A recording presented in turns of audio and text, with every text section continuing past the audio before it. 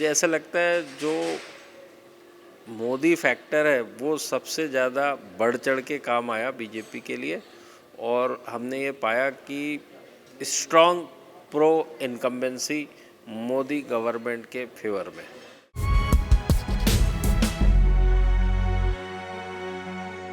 नहीं, राहुल गांधी या कांग्रेस पार्टी की बात करें तो हम सब जानते हैं कि उन्होंने इंडिया गठबंधन के साथ चुनाव लड़ा है अन्य क्षेत्रीय पार्टियों के साथ अलग अलग जगहों पे, जैसे तमिलनाडु में, महाराष्ट्र में, ये बड़े बड़े राज्य, बिहार में और बंगाल में अलग चुनाव लड़ा है। तो Rahul Gandhi as such brand recall तो ज़मीन पे नहीं आता है। जहाँ भी कुछ आता है तो वहाँ की जो कांग्रेस सरकारें हैं, जैसे कि कर्नाटक के अंदर, तेलंगाना में, हिमाचल प्रदेश में, तो अमूमन सरकारों के नाम से जो कांग्रेस को का जो मतदाता है, वो मतदाता ऐसा नहीं होता कभी कि सिर्फ राहुल गांधी के नाम से वोट कर रहा है। वहाँ की सरकारों की जो भी डिलीवरी, जो भी सुविधाएं होती हैं, व्यवस्थाएं होती हैं, उसके आधार पे उसका जब हम उनसे पूछते हैं कि आपकी कोई ख़ास वजह है इस पार्टी को वोट करने की, तो उसमें ज़्यादा करके वो वहाँ की स्थानीय सरकार के बारे में, जहाँ कांग्रेस की सरकार है, उसकी चर्चा करते हैं।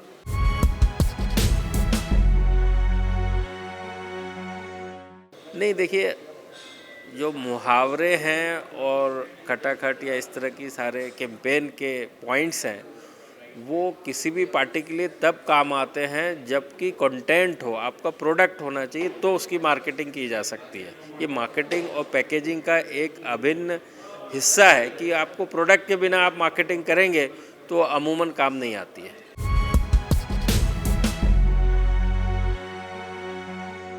नहीं, अब वो अंगूर खट्टे हैं वाली बात है, वो उनका अधिकार है, वो इसको किसी भी रूप में ले सकते हैं। और उनको खुद को पता है कि जब कर्नाटक में, हिमाचल प्रदेश में और तेलंगाना में एक्सेस माई इंडिया ने एग्जिट पोल में, इंडिया टुडे एक्सेस माई इंडिया के एग्जिट पोल में उनको भारी जीतते हुए दिखाया था, तो यही एग्जिट पोल जो है वो उनको बहुत भा रहा था, बहुत अच्छा लग रहा था। और यहाँ तक तो चैनल पे ही, हमारे आज तक चैनल पे कहा गया अंजना ओम कश्यप द्वारा कांग्रेस प्रवक्ता को कि आज प्रदीप जी आपको बड़े सुहावने लग रहे हैं। तो वो अपने रिकॉर्ड निकाल के देख लें, मेरे हिसाब से जवाब उनको खुद ही मिल जाएगा।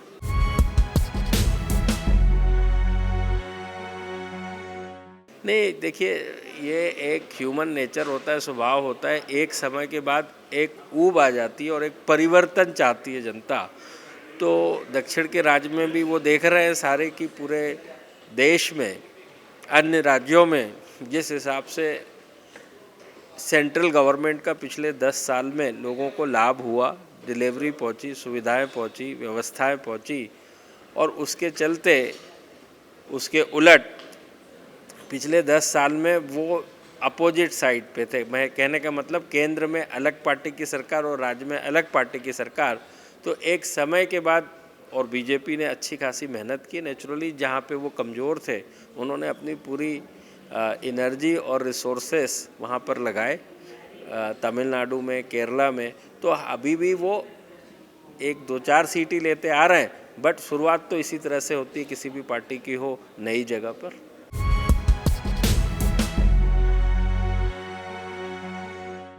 देखिए, जहाँ तक अरविंद केजरीवाल फैक्टर का सवाल है, हमने पिछले 14 और 19 के चुनाव में लगातार देखा है कि असेंबली इलेक्शन में तो केजरीवाल जी बहुत अच्छा करते हैं, और इस बार तो बल्कि एमसीडी, दिल्ली के स्थानीय चुनाव में भी आम आदमी पार्टी ने काइंड ऑफ सरकार बनाई एमसीडी में। लेकिन वही पुरानी बात कि जैसे 19 में थी कि स्थानीय चुनाव, विधानसभा चुनाव में लोग अलग तरीके से मत का उपयोग करते हैं, अलग पार्टियों को चुनते हैं। और केंद्र में चूँकि मोदी जी हैं और सब ये जानते हैं कि जो आम आदमी पार्टी को वोट भी दिया जाए तो उससे उनकी सरकार तो कम से कम नहीं बनेगी। तो आज के ज़माने में जनता क्लियर कट मैंडेट देने में ज़्यादा विश्वास रखती है, चाहे विधानसभा हो चाहे लोकसभा हो। और उसी के चलते आप ये देख रहे हैं कि एनडीए या बीजेपी की इतनी बड़ी जीत हमारे एग्जिट पोल में नज़र आ रही है।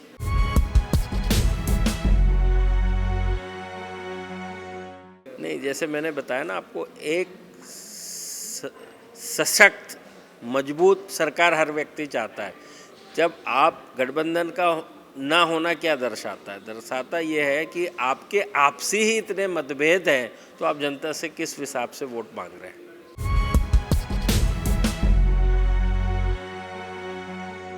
वहाँ पर भी देखिए, पिछली बार भी बीजेपी ने 18 सीट लाई थी और टीएमसी की 22 सीटें आई थी। तो जैसे मैंने कहा, और विधानसभाओं में 2/3 लैंडस्लाइड विक्ट्री टीएमसी की हुई थी। लेकिन वही वाली बात कि अब लोग जो है केंद्र में और राज्य में उसको वोट करते हैं जो सरकार बनाने की स्थिति में है। वो कहते हैं कि हमने जिसको वोट किया उसको जीतना चाहिए यार, उसने सरकार बनाना चाहिए, इसीलिए तो हम वोट करते हैं। तो ये बात आज के ज़माने में जनता अच्छे से समझती है और उसके अनुसार ही वो अपने मताधिकार का प्रयोग करती है।